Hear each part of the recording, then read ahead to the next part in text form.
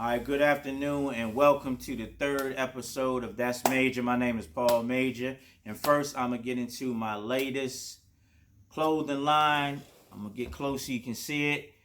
It's called Foreign Citizens, and you can also check this out and purchase off of my website, www.iampaulmajor.com. All right, now we're going to get into the fashions of the 80's and the 90's. First off, we're going to start with Perry Ellis. Now, Perry Ellis was, to me, it was like urban, but it was also like a casual type. So they had jackets. They had a few jackets and a few shirts, a lot of collar shirts, and they had the boxers and everything too. But for me, I had a few of the collar shirts. I wasn't really into the jackets. The jackets was fly, but I wasn't really into them like that. After that, I'm gonna say we get into the Guess jeans. Now, Guess jeans, and I know a lot of other people gonna say the same thing. I love just Guess jeans. They had all colors, and they had a little triangle with the Guess and question mark in them, and they was comfortable. Guess jeans was like equivalent to Levi's to me. Really, I like Guess jeans more than Levi's myself.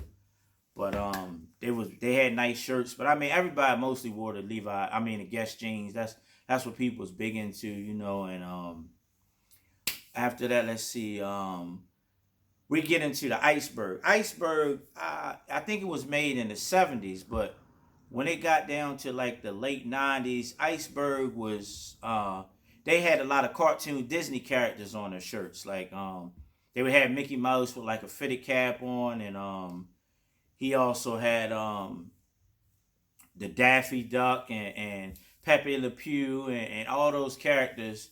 They were on there. They had sweaters and sweatshirts and jeans and stuff like that. And they just had a lot of the cartoon characters on there. And after that, we're gonna get into the Helly Hansen. Helly Hansen, I love Helly Hansen. I had a Helly Hansen. Helly Hansen made more like rain suits. That's what they were big in, like winter coats. They had the shirts too, but excuse me, they were basically into like the whole rain suits and like weather conditioned outfits, like for the winter, and like I guess if you skied and climbed the mountains and everything like that, and they had that, and I loved them. I had the black with the white in the hood and the little white right here that said Helly Hansen.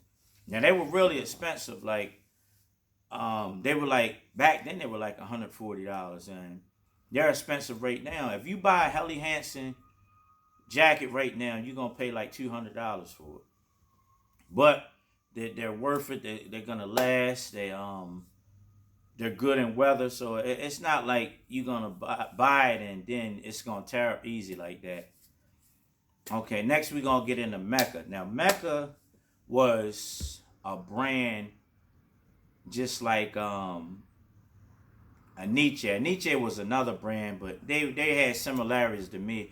I think, if I'm not sure, that Mecca was a Islamic clothing line, but I didn't wear a lot of. I like some of the shirts, and I think both of them brands, if I'm not mistaken, P Diddy purchased them a long time ago, and he took over that, and after that we're gonna get into the Fat Farm. Now, Fat Farm was a clothing line that was created by Russell Simmons, and Russell Simmons, you know him from Def Jam and everything else that he's doing, and as far as being a pastor and everything right now. I'm sorry, not a pastor. His brother's a pastor, Run. But Russell Simmons, he was a big part of Def Jam. And Russell Simmons' brand was Fat Farm. They did a lot of things. They did the Fat Farm shoes, the jackets, the sweatshirts, sweatshirts. I never really liked Fat Farm too much. I mean, it was okay, but it was like, no disrespect to Russell Simmons, but it was like, to me, it was like a knockoff of everything else that was done. And after that, we'll get into another one of my favorite jeans and shirts. It was Used by Ellie. The used jeans, they all of them had like a tear in the knee or tear down the further bottom of the jeans, and would have the word Used by Ellie on there. And they had a lot of colors. I had the it wasn't an olive, it was like an olive green, and it was a light green on top, and it had the shredded parts, and it had used jeans in the back. I also had the blue used jeans, the same ones that Tupac wore in Juice. It had the jeans with the jacket, the used, but I didn't have the jacket. I had the jeans though, and they was like my favorite pair of jeans. And you can get them like in the malls, but here in Cambridge, Maryland, we would go to Sports Society right on Ray Street, and he always had all the used jeans, and he would have the Russell, the little Russell shirts, and most of the time you could find the little Russell shirts because he had all colors to match right with your jeans or whatever. Okay, after that we'll get into Major Damage. Major Damage was another one of my favorite jeans, and they had the word Major Damage. It was like a little rugged Major Damage, how the lettering was, and they were real good. They were real durable jeans. I mean, I've seen times when I went to the laundromat and they got hung up in there and they still didn't rip or nothing. So that was a real big part in coming up in the early 90's and stuff. And like I said, there was another jeans. You go to the malls or different places, but we had a store called New York Fashions, and we would go there and get the Major Damage jeans.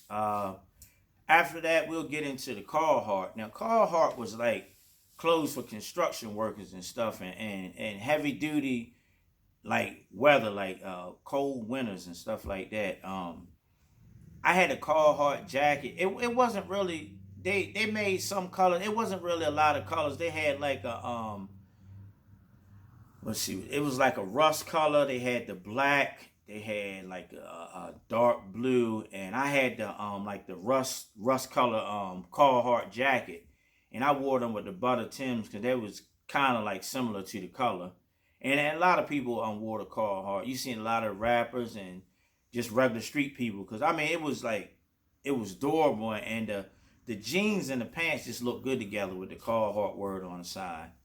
After that, we're gonna get into the Rough Riders. Now, everybody loved the Rough Riders shirts and the hoodies. I mean, they just was dope to me. Okay, the Rough Riders was I think D was the CEO of Rough Riders. You know, they had DMX and Dragon, Eve. They had a lot of artists, and that was their brand. And I mean, it was just, and it wasn't a lot to it. It was just that double R and the word Rough Riders, and it just stuck out, you know, and I really liked it. A lot of people wore that. After that, we're gonna get into the Averex jackets. The Averex jackets was, I can't even say, the Averex leather jackets. They was the best leather jackets that came out in those times. Now they had the regular leather jackets, but if you had an Averex, then you felt like you was on top of the world. I had the cream Averex, the same one that Nas had on in Belly when he was sitting on the bench with the little boy. And I also had I'm not sure, I think it was blue, and it had red in it, but it had a Indian head on it. A lot of the Averex, the certain ones came with like, you would see an Indian head on it. You might see one with a flaming arrow. It had like different pictures on them, and they just was, Averex was the best leathers that ever came out.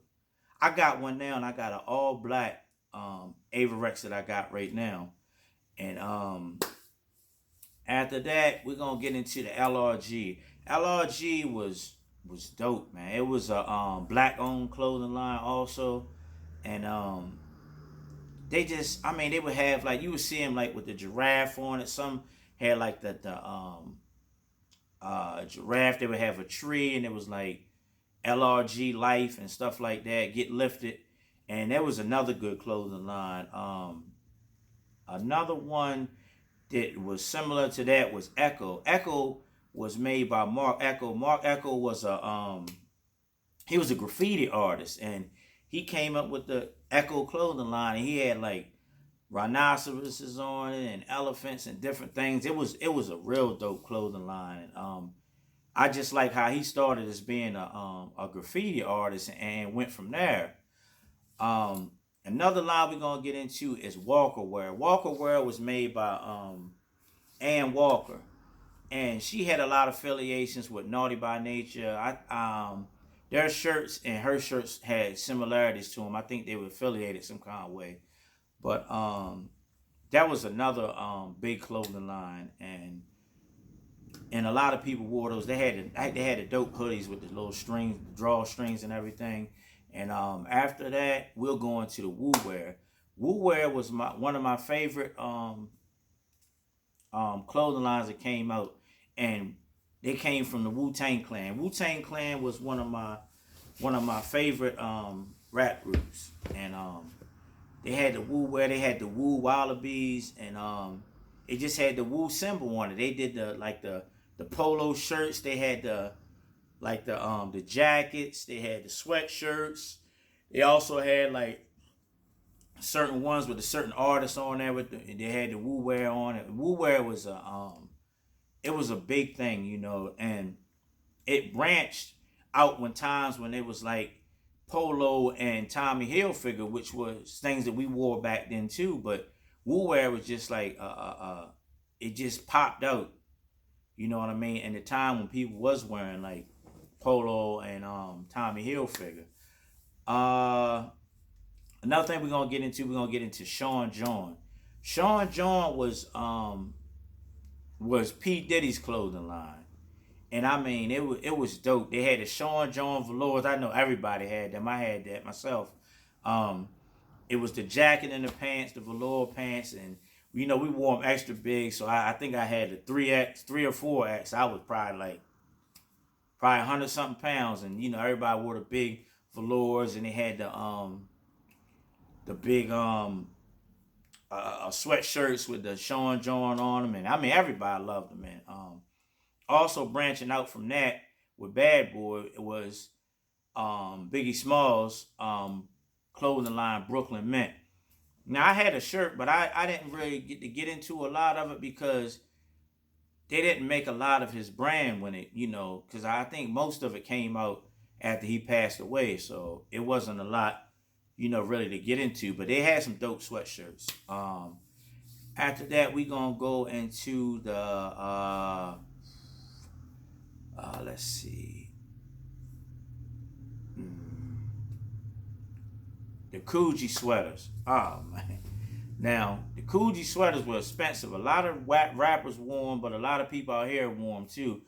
But the Gucci sweaters was really high, so a lot of people couldn't really afford to get them, and they had like multiple colors. It was like rainbows all through the sweater. Was a whole bunch of colors and everything, and people really liked that. Another brand we're gonna get into is Calvin Klein. Calvin Klein, they had urban wear, but it was really for let me see, I'll say kind of like upscale people. They didn't have a lot to me until later on down the line. They didn't have a lot of urban wear, so I didn't really wear it a lot. It was dope though. They had a lot of nice stuff, and then after that we had the starter jackets. And let me get into this. The starter jackets, they had these were my favorite. Now they had the starter rain suits and everything. Like I said in my previous episode, when my man gave me the olive green number 9s, I had a starter camouflage rain suit. Now Starter made a lot of nice jackets, few shirts, but everybody liked the jackets. The jackets that had the best to me was the starter jackets that had the hood on them, and they had a little zipper right here, and you could put your hands in your pockets. And I had the Miami Heat, and I had the Chicago Bulls, and I also had the Charlotte Hornets. But they had all teams. They had college, and they also had They had college and they also had NBA and stuff like that. Um, After that, we're gonna get into Carl Kanai. Now, Carl Kanai was another black clothing line, and Carl Kanai, he just had a plan. He had a lot of the rappers wearing his clothing line, and I thought it was really dope how he did it. He had Tupac, he had Snoop, he had Biggie wearing his clothing line, and he just came in out of nowhere to me, and he and all it was his name, Carl Kanai, right across there, his name in like cursive letters. Then he had the certain shirts, the ones that I bought that I liked were the it was a square buckle, like right in front of here, and it was a metal buckle. It was either gold or silver, and it had a Carl Kanai emblem, and it had screws in it, and it went inside the shirt. And those are my favorite ones of the Carl Kanai, and he just came back. So you can also buy the Carl Kanai clothing brand right now. They're a little expensive, but he's got a lot of nice stuff. After that, we're gonna get into Fubu. For Us by Us. That's another black clothing line that came out. Some of the rappers wore the Fubu. Fubu was a good brand at the time. They made a lot of money when they came out. I think they made like $300 million, all together. And I remember this is an iconic moment if you ever, really look deep into hip hop, where LL Cool J was doing the Gap commercial, and he slid it in there For Us by Us, and he had on a Fubu hat, so he was doing the Gap commercial, but he was also promoting Fubu, and I thought that was, a good thing that he did. Another brand we're gonna get into is the Shabazz Brothers. I think Shabazz Brothers was an Islamic line too. They made a lot of dope sweatshirts and stuff, and then down the line, Shabazz Brothers started doing a lot of suits, and like now, if you look up Shabazz Brothers, you'll find Shabazz Brothers like full length suits and stuff like that. But there was another dope brand. Another one we can get into is DKNY. That was also known as Donna Karan, New York, and that was by Donna Karan, and it was kind of upscale. They made some urban wear too, but it really was like, far as the type of expensive wear, the certain type of shirts that they made, and I think I had a DKNY, but I think it was a knockoff because I think I paid like $10 for it, so I know it couldn't have been real. And after that, we're gonna get into the Pelly Pel. Pelly Pel, they made leathers too, dope leathers too, with big letters, Pelly Pel across the chest or Pelly Pel across the back, and it was a real dope line. I mean, mostly for me, I like the jackets out of anything, the leather coats, the regular jackets. They had sweatshirts and stuff like that too, but I was really into their jackets more than anything. And another brand we're gonna get into was Pepe Jeans. Pepe Jeans originated in London and still are in London. You can get it in the States, but Pepe Jeans, they had dope jeans. They had like a couple of pairs I had. They had like the crossing, like an X, and it was like a rectangle down the side, and had the big P, and then they had the J on the side for Pepe Jeans, and they made a lot of good jeans. They were a little expensive too, but I really like that brand. They made a lot of stuff that I really liked, and